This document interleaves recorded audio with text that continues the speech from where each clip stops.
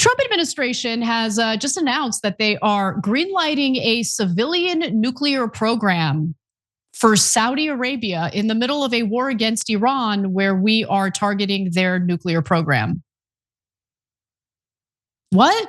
Now, of course, the argument from the Israel firsters, well, actually not the Israel firsters, Israel's furious, and we're gonna get to that in just a minute. But the argument from those who want to provide cover for Saudi Arabia having a nuclear program, which in the future could lead to nuclear enrichment, by the way, is that, well, Saudi Arabia is our ally. So yeah, I mean, Iran isn't our ally. So they can't have civilian nuclear programs, but Saudi Arabia can. Now, I want to get to the details of the deal itself, and then we'll get to how Israel is responding to it because they are not happy. Remember, Israel's main goal is to be the hegemonic power in that region of the world. That's the reason why we're not even done with the war against Iran, and they're already ramping up to start a war against Turkey. So the idea that Trump is opening the door to possible uranium enrichment for the Saudis, that's infuriating them. So this is part of the reason why I think that what Trump has just done is open the door for potential war against Saudi Arabia, especially if we remain allied with Israel. So let's talk a little bit about the deal itself.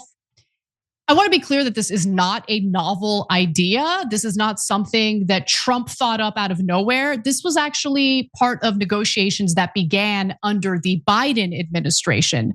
So before October 7th, the Biden administration was considering a similar move for Saudi Arabia. However, they had a pretty big caveat. There was a condition. The condition was going to be that the civilian nuclear program would only be allowed if Saudi Arabia agreed to normalize its relations with Israel, join the Abraham Accords, that type of stuff.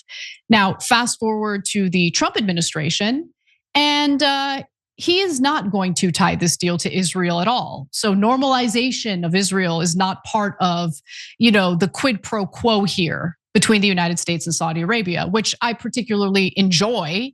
I don't think that normalization with Israel should matter at all in any deal the United States makes with a foreign country.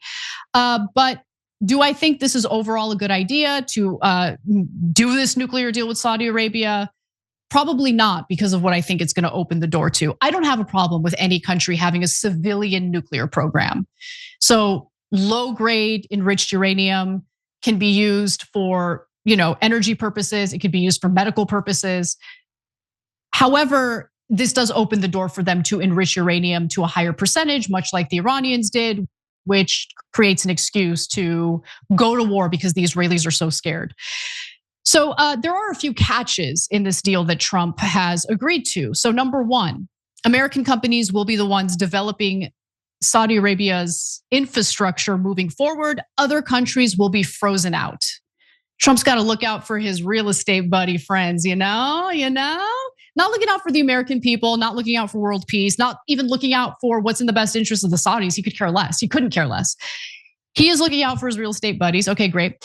The US would get a say in whether or not Saudi Arabia gets to enrich uranium. Now, this part is important because people are panicking about the prospect of them enriching uranium.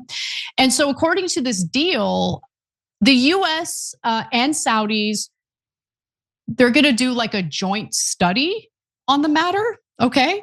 If the US then gives Saudi Arabia the go-ahead to enrich uranium, American companies would develop a facility to enrich the uranium. And I guess the idea here is, well, this is gonna be under the control of the Americans, so everything's gonna be okay. But if the US says no, Saudi Arabia would be locked out of enriching uranium for 10 years. Kind of like the JCPOA, So the Trump administration is claiming that thanks to the oversight that they're going to have built into this deal, the US can ensure that Saudi Arabia would not use enriched uranium to build a weapon. But let's just pause for a second.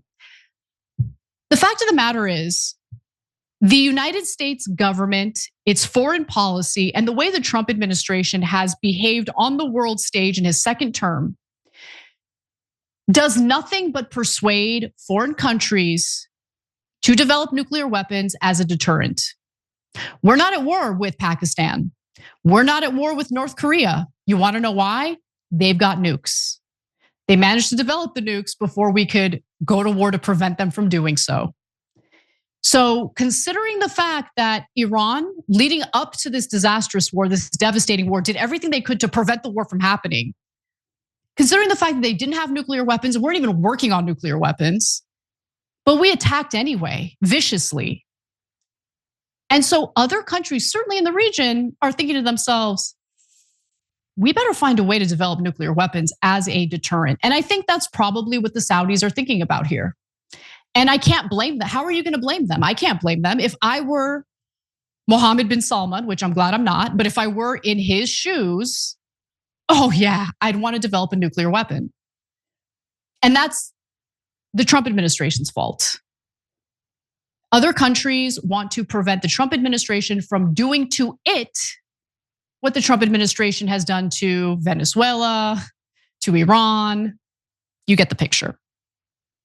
Now, US Energy Secretary Chris Wright says, rest assured, these agreements uphold the highest standard of nuclear safety and non-proliferation while relying on the world's best nuclear technology and scientists designed right here in the United States. Thanks to President Trump, the American nuclear renaissance is underway and will deliver long-term benefits to the American and Saudi people. You want to know where I want to develop nuclear energy? The United States of America. Can we do that? Can we please develop nuclear energy? Clean nuclear energy that closes the gap if we want to move away from oil or natural gas. Nuclear power is the cleanest form of power outside of renewables, which are just not reliant enough to replace fossil fuels with.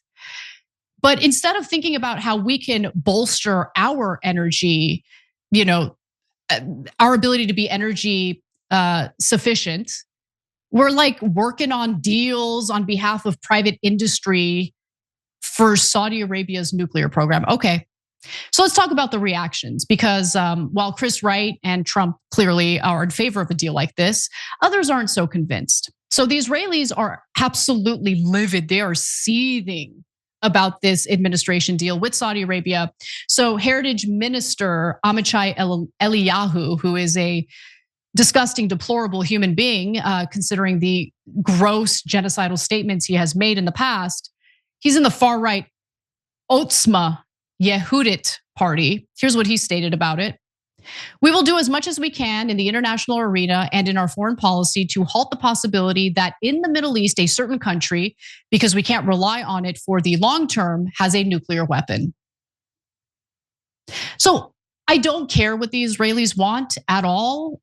Like, Israel's main goal is to be the hegemon, the main power in that region of the world. So they want to weaken every other country, by the way, including countries that have been cordial, friendly, who want to have a relationship with Israel. Like, these people are such backstabbing weirdos and losers. Like, you can't have a military if you're a Middle Eastern country, because Israel wants to be able to come in and crush you at any moment that they please. That's what they want. So there's more. Opposition lawmaker and former defense minister Avigdor Lieberman also raged, saying, everyone needs to understand that the Saudi civilian nuclear program will end up with nuclear weapons and lead to a mad arms race across the entire Middle East. Your behavior and US foreign policy is what's going to lead to a mad arms race across the Middle East. But let me continue with the statement. He says, the Israeli government must act decisively against the American Congress to stop the process. Well, to be fair, the Israeli government has acted decisively against the American Congress and the American people for a long time now, haven't they? You guys excel at that. You're really good at it. He called on Jerusalem and pro-Israel groups like AIPAC and others to fight the pact and convince Congress to vote against it, even if it means splitting with US President Donald Trump. Quote, we need to be firm and not stutter. And look, they're not the only ones who have a bone to pick when it comes to this deal. You have commentators and politicians alike who are speaking out against what Trump is doing here. They don't agree with allowing Saudi Arabia to have a civilian nuclear program.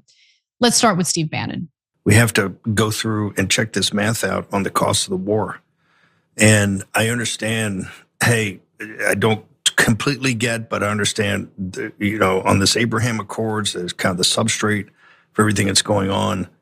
Saudi Arabia's got to step up. Maybe before we give them a nuclear deal to let them get nuclear technology, they got to start writing some big checks. This thing's got to be paid for, and it cannot be paid for by the American people. All right, I don't really trust anything that comes out of Steve Bannon's mouth, but what he said there is true. Like, my biggest issue with this is it's setting us up for more war in the Middle East, and also the hypocrisy of it all. The fact that this is happening in the middle of us engaging in a war against Iran because we don't trust them to have a civilian nuclear program, but we trust the Saudis. Why do we trust the Saudis? What's the dominant religion in Saudi Arabia?